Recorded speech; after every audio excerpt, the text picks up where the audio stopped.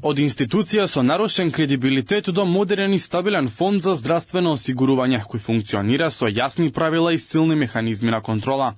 На одбележувањето на 25 годишнината од работењето на фондот, премиерот Мицкоски вели дека од првиот ден актуелната влада покажала што значи вистинска посветеност кон јавното здравство. Но мора да бидеме искрени, оваа институција во минатото имаше сериозно разнишен кредибилитет. Граѓаните гледаа поединци со пари, директори, непресметани расходи, нетранспарентни одлуки и систем кој повеќе личеше на поле за лични привилегии отколку на сервис на граѓаните. Тоа создаде недоверба, сомнеш и разочарување. Се истражува секоја злоупотреба, без исклучок, а ниту една установа или позиција не е заштитена ако е нарушила довербата на пациентите, рече премиерот. Таму каде што се работи за човечки животи, мора да има правда, порача Мицкоски. Владата обезбеди историски најголем буџет за ФЗО до сега, 53 милиарди денари.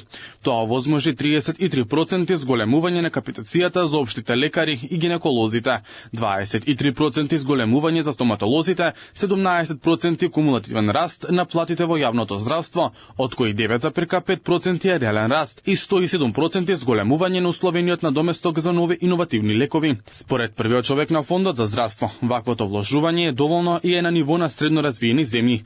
Клековски смета дека фондот се уште има недостатоци, но како што вели испорачува, според него следниот предизвик е децентрализација и дигитализација на здравствениот систем.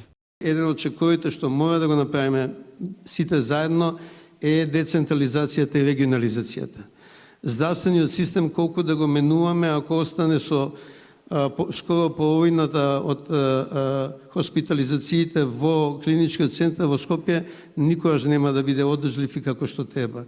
Значи, мораме да имаме децентрализација и регионализација со клиничките болници како основни носители на таа регионализација и децентрализација. Фондот има 1.840.000 осигуреници, од кои 1.200.000 се носители на здравственото осигурување.